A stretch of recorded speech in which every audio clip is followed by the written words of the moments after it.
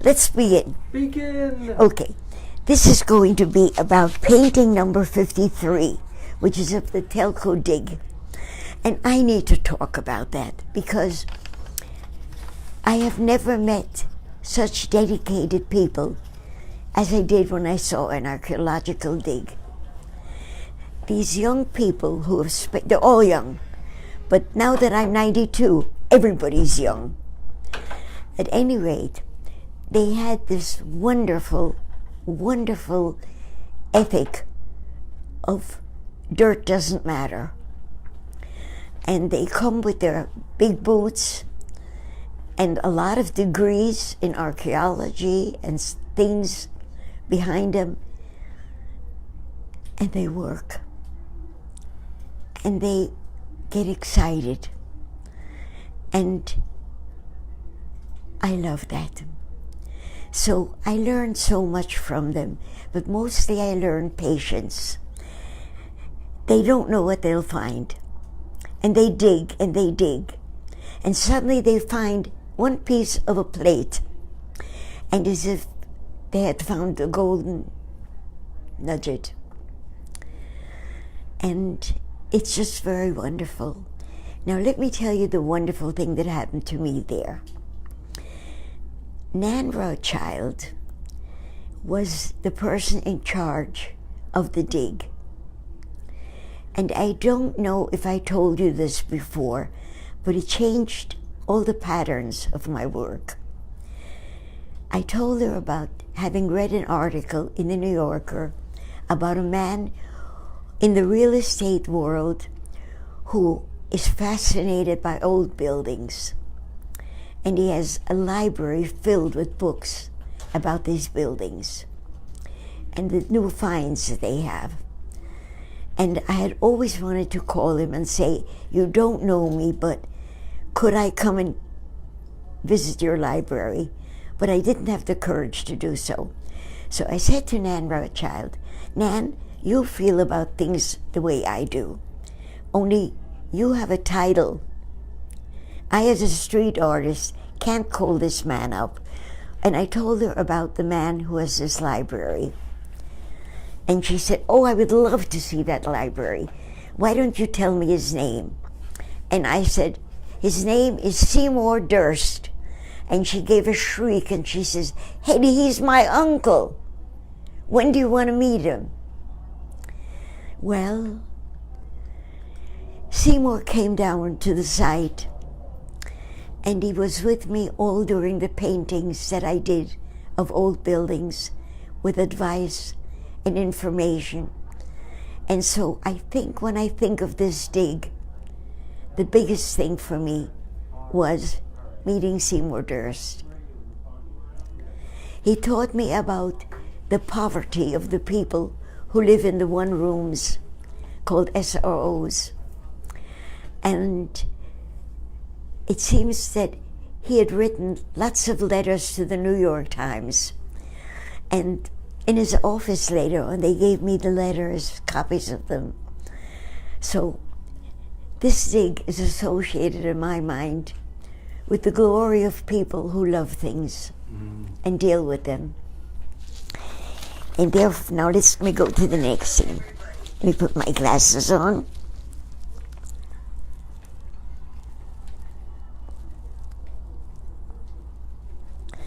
By the way,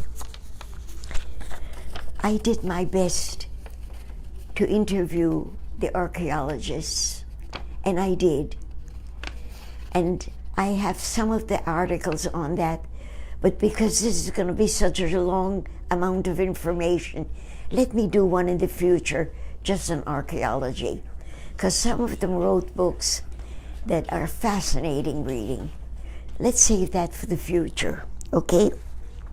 Now, is Anita's letter posted? Kenny? I didn't see it, no. You didn't see it, okay. So we're going to do it next week. And now I want to speak about the place where I am. I am in Park Avenue Extended Care in Long Beach, New York. I've spoken to you about them before, and I guess I'll do it the rest of my programs because I'm so impressed.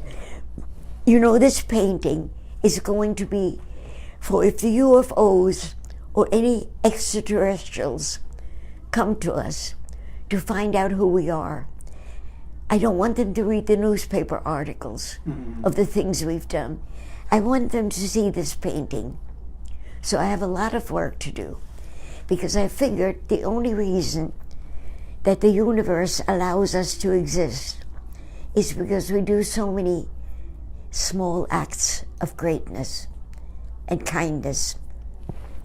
So far, the people I've done here, when I'm away from home, when I was home or at Joni's house, because I cannot paint here with oils, but I can draw.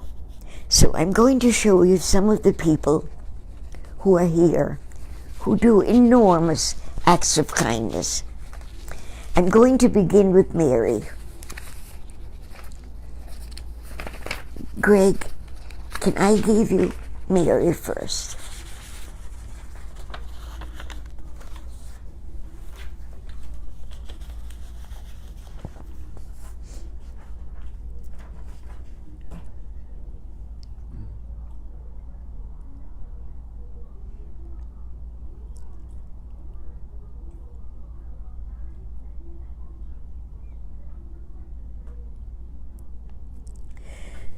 We became friends immediately. Why?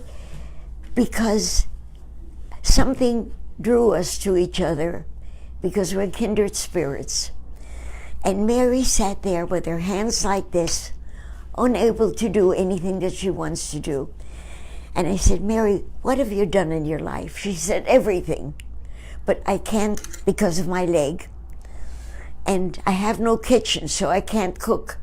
And I can't do things that I love to do because I can't walk.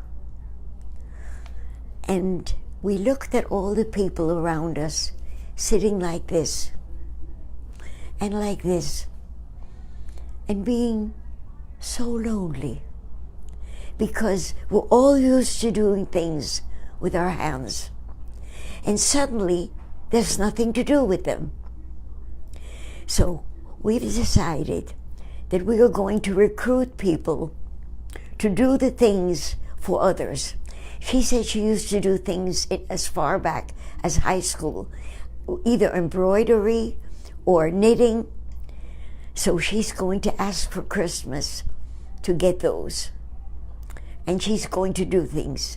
And we're going to speak to everybody about doing something because all this talent should not be lost until the leg heals.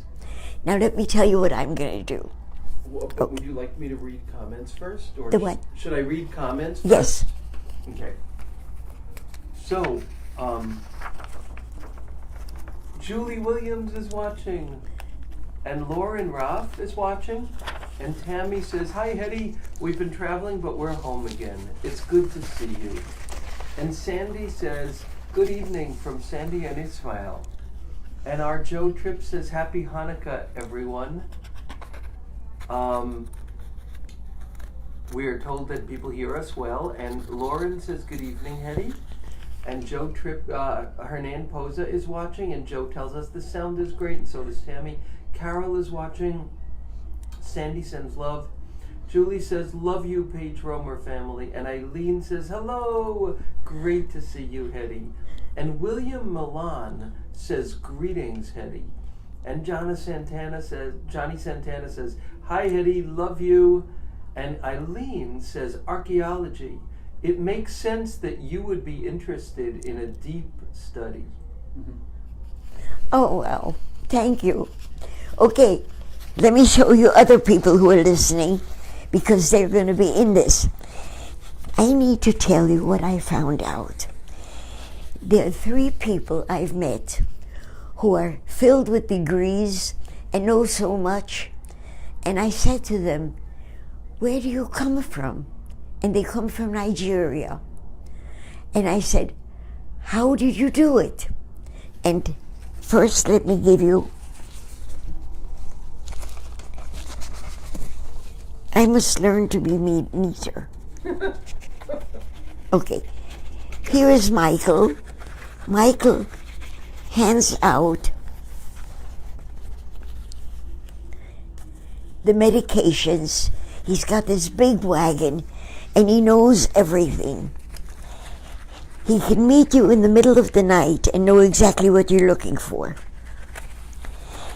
And now the others, what I have to show you.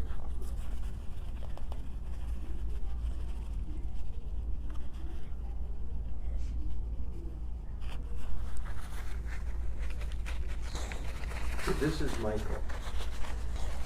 Also from the same world.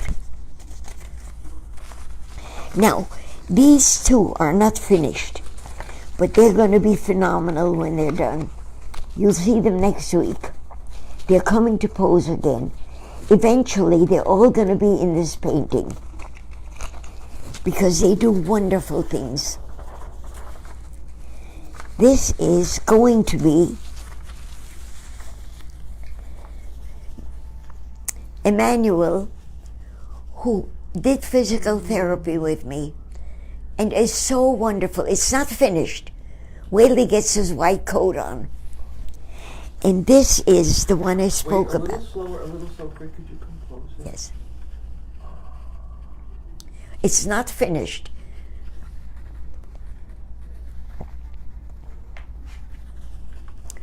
And this is my hero. This is Dr. O. And he's going to be in this painting where the majesty of how he deals with the world is going to be shown. I saw him sitting there, this huge man who reminds me of a mountain. And I said, "Where are you from?" I think I may have told you that last time, but I have to repeat it again because next week when I finish him. And I said, "Where are you from?" And he said, "Nigeria." And he knew exactly what I meant when I said, "How? How did you do it?" And he stood up and he said, "I came," he stood up at the foot of my bed, huge. And he said, the patient said, "I want to see my doctor." And he said, "I am the doctor. I am the only doctor." And I said to him, "How did you do it?" And he said, "Well, first," and I'm going to repeat this again next week when it's finished.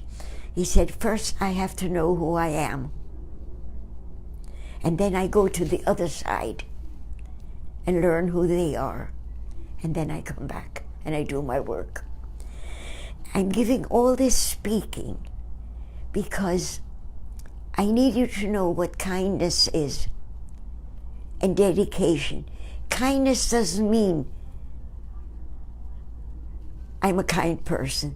It means I become somebody who makes people feel that I've done something that they needed. Okay, that's that. Now, let me put these away because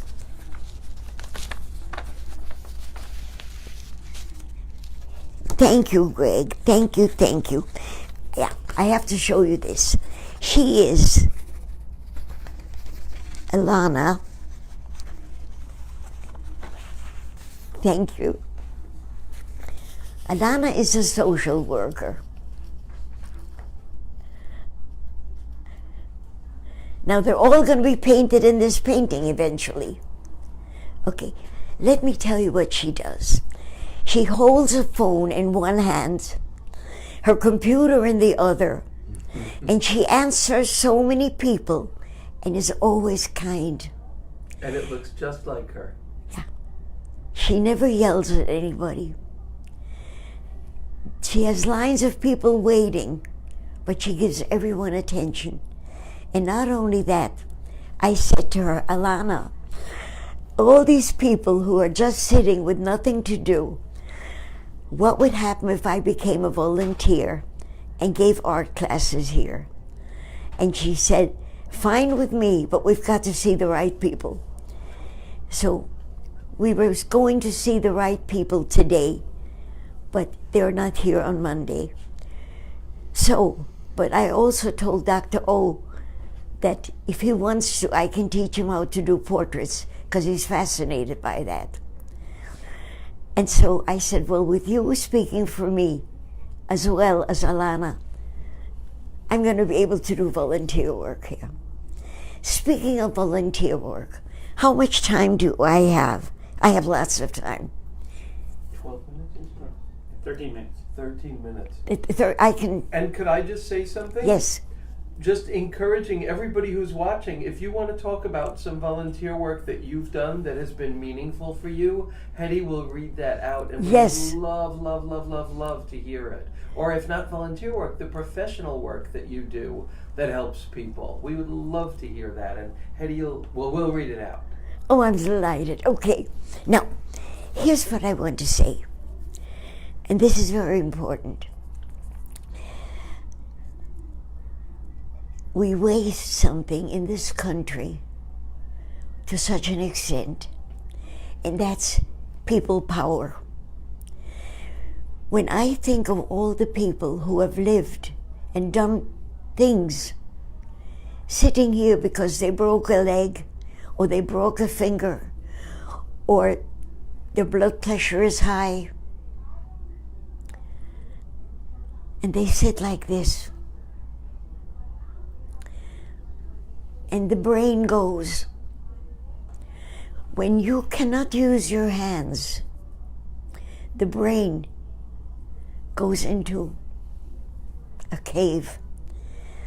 And I came up with the idea because I was sitting at a table and I was doing OT, which is occupational therapy, which means I take things, clips, and put them up and put them here and put them there, which lubricates my fingers, which badly need lubricating. At 92, your fingers do not do what they did at 19. And there were two people sitting there with hollow eyes doing the same thing. And I thought, if you give a child a pencil or a crayon, it draws. It may be a scribble. It doesn't matter, but it lives. So, by the next time I speak to you, I know I'll have gotten permission to start teaching. But if not, I will have to go someplace where I can. Let me tell you what I did. Many years ago, I called the Red Cross, and I had been teaching children where we lived in Oceanside, and I loved it, and the children loved it. And I called the Red Cross and I said, can I teach children drawing? It wouldn't cost them much because all they need are pencil, paper, and an eraser. And I would only be willing to teach children who have nothing, so that they have a weapon to help them in life. Because when we fled Europe to Panama, and I couldn't speak English, I couldn't speak Spanish, I could only speak German, and my drawing ability made me get friends. I would trade a drawing for a pencil. It was wonderful. So the Red Cross said, we don't have anything but children. But for the first time ever, in the Nassau County Jail, first of all, there's a woman named Mrs. Liff, Liff, whose husband is a judge. And she got permission for some teaching to be given to the women in the Nassau County Jail. If they're in good behavior, they're allowed to work in the kitchen. Otherwise, they just sit in their cell. So I did a drawing, a big charcoal drawing once, of a girl in the prison there with her hands out of the bars like this, looking so lonely. And I'm going to show that next time, okay? Because I have it in my computer. And there are a lot of comments, but I don't want to interrupt if you don't want to wait. A lot of comments. Okay. Should I wait? Yeah. Okay. No, I mean, you can tell them. Oh, okay. I can't miss a comment. I love them.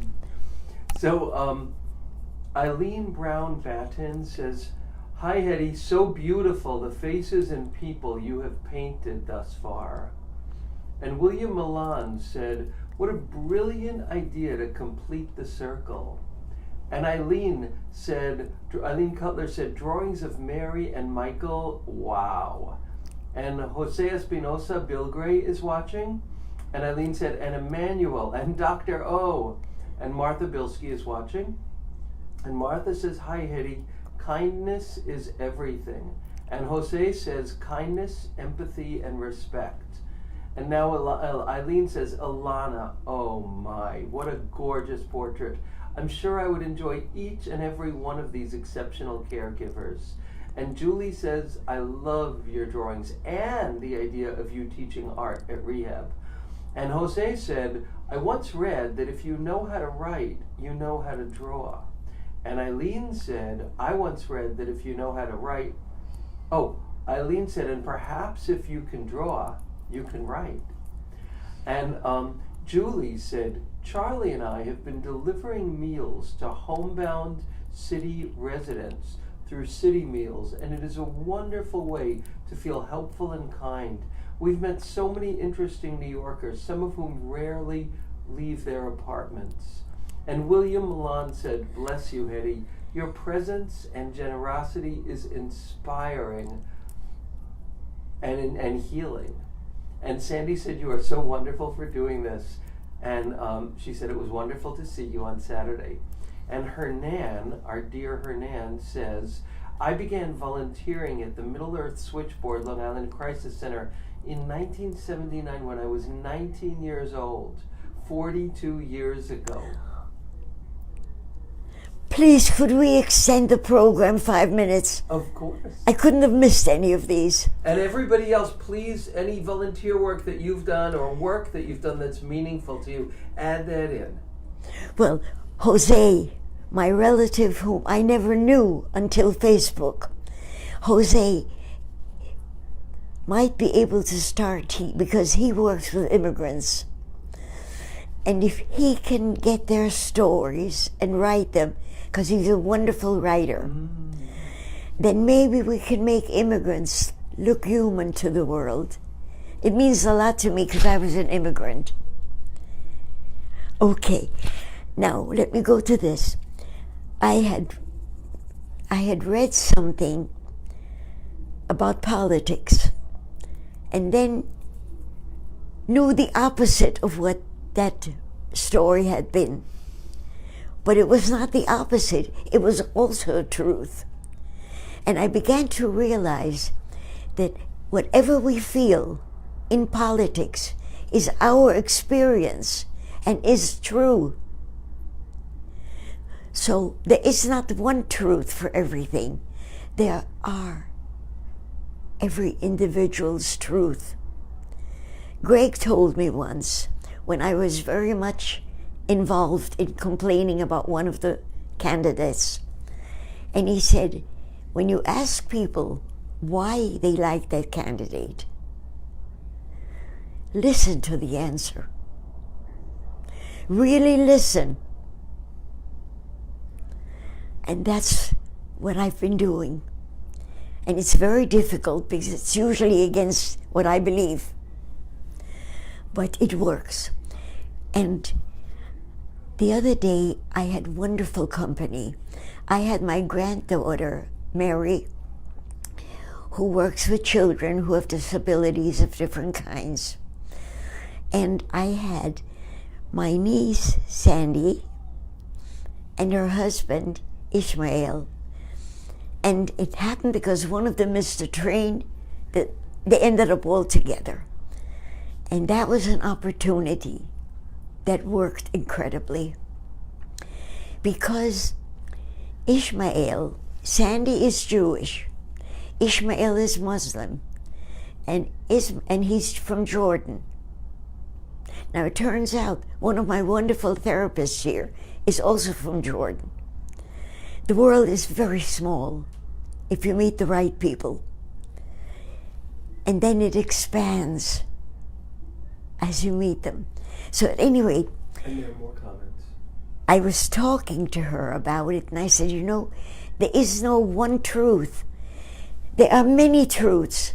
And if we stick with one truth, the only one that we know, we're missing everything. And I said, do you know what my Jordanian relative, my niece's husband, whom I love, did?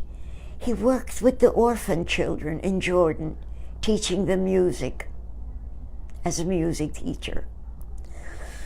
And to that, Sandy, my niece, said, and by the way, I'm giving a gift, and I can't say it here because the person shouldn't know, to a woman who has cerebral palsy. Begin to do what my other grandchild, Deirdre, okay, what she said, give things. Give things. Whatever you don't have to use, give it. And I'll end my speaking in that way. Please, begin to give, because what I learned in that wonderful book, Cosmic Queries, we create the universe. Okay? And what I learned from Dr. Joe Schrand, respect what you're doing and the things you give. I'll be quiet. Well, no, they're just comments. Should I read them? Yes. Okay, so.